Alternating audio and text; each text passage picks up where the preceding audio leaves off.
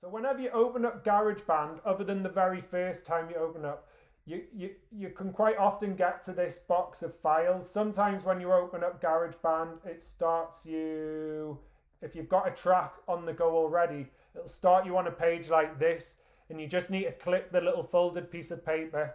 I always encourage them whenever young people open up GarageBand, if it starts on somebody's track, so it might, if someone's just been using it and they haven't closed it down, it'll open up on the last track. And we just choose this little folded piece of paper. It takes us back to this screen. And then we use either the blue plus there, or if I scroll down, there might be one at the bottom. Well, I've got a lot of tracks. No, there's not. You're just looking for this blue plus symbol. It should always be at the top. And you'll get to this first page. Is that okay? We're then going to scroll along until we find the keyboard, and then underneath it says Alchemy Synth. So once you've got there, we're just going to click on Alchemy Synth, and a little keyboard should open up. Now here in the middle where it says, on mine it says Epic Cloud Formation. Pretty much 99% of iPads I've ever worked with start off with Epic Cloud Formation. Can you see that in the middle, just below your play symbol? And if we click on that, we then get all of the different sounds on this iPad. So pads, Galactic Starfields, Granular Vox, Lunar Pools. And what I ask children to do now is to just explore those sounds, to just have a listen. And what I'm explaining to them now is the idea of timbre, okay, which is one of the musical elements. So if I take Granular Vox now and press the C button in the middle, C3, can you hear that?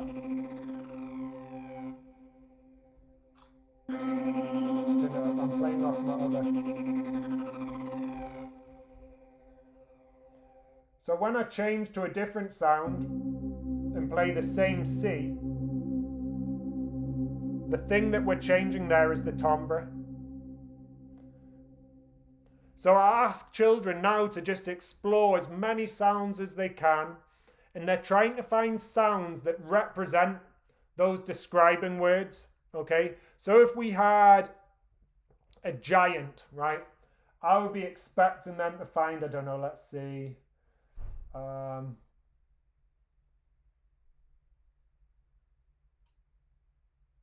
nothing really on there that I think's giant-like. Sound effects.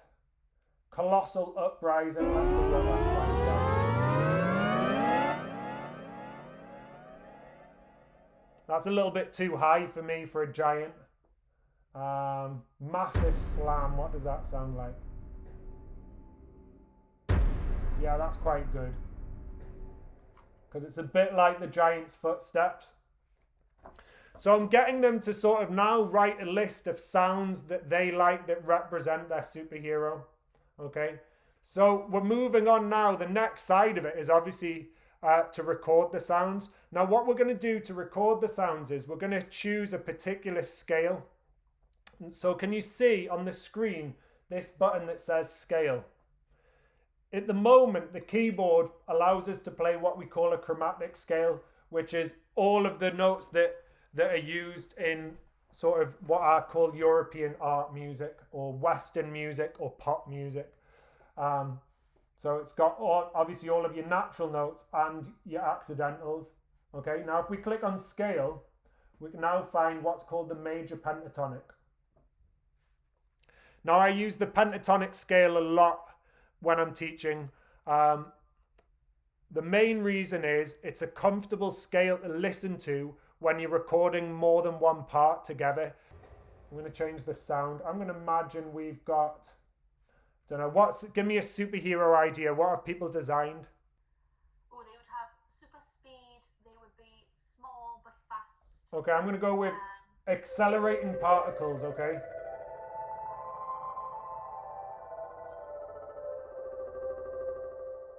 Does that sound all right? Can you hear that?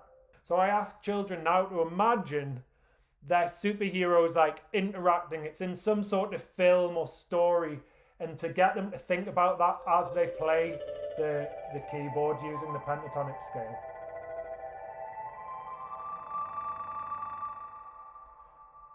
So my superheroes exploring some far off jungle on, I don't know, some mystic planet in a far off solar system.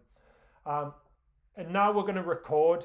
We're going to record that in. So before we record, we're going to change the number of bars. At the moment along here, we've got 8 bars of music, and each bar has got 4 beats. So that's quite a long, that's 32 beats of time, which is quite a lot. So in the top right hand corner, can you see the little plus symbol here?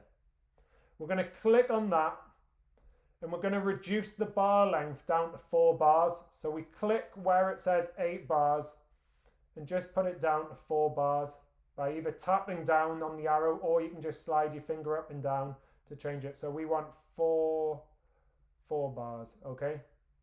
Do you want to just try that now? And then we're going to click back on the screen. So to record, pretty obvious for us, because we have, you know, we remember the record function from when we used to have video players and whatnot. For young people though, we do need to explain these things. So the big red circle at the top of the screen's record. And when you press that, you'll get 4 beats, right, which is a counting before you can then play. Okay, you can play before the 4 beats, but nothing will record until you get that 4 beat counting. So I'll just show you that now. And now I can play.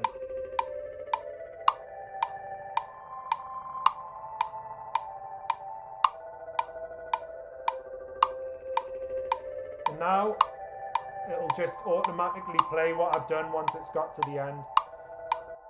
I can stop it with the square. Now you can see that I've recorded, because the top of the screen, it goes green. So if you want to have a little try now of recording something and playing it in, and just let us know if you had any issues. So now we're going to add a second sound. At the top, you've got this little, there's a little icon that looks like a brick wall. So it's got like, it's not the little square, big square, little square. It's the one to the right of that. And if you click on that, it takes you to your arrangement page. So this is where we can see now our pattern. You get that big green bar, and we can see how the notes are going higher or lower. And in the bottom left-hand corner, there's a white plus symbol, so down here. So if we click on that, and now we're just going to choose another alchemy synth. Okay, and we're going to find another sound that represents a different element to our superhero, or a different element of our superhero story. Okay, so let's say Cloud Shimmer. And I'm going to put the scale button on, and I'm going to find the major pentatonic, and I'm going to press record again, and I'm going to add. Now before you press record, you want to make sure that this cursor up at the top is scrolled. Can you see that where it says 2.3, 2.2, and you just scroll that to the end. The other way you can do it is by clicking the backwards triangle here, and it'll bring it back to the start. And then I can press record again and play something new in over the top of that other idea. And again, I'm just trying to add to my story. So I'm thinking of something else that's going on.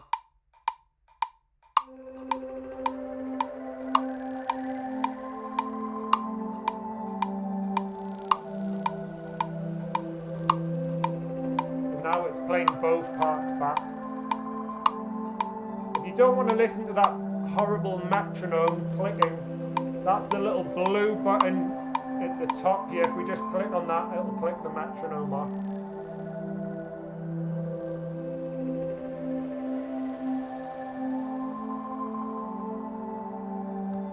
So just, and if I click on here, we can see the arrangement page.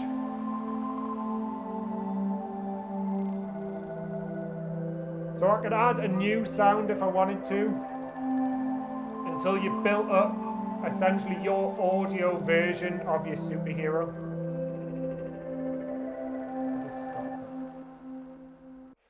So you can, the other thing you can do is you could have your superhero interacting with a friend's superhero, and they can have a battle.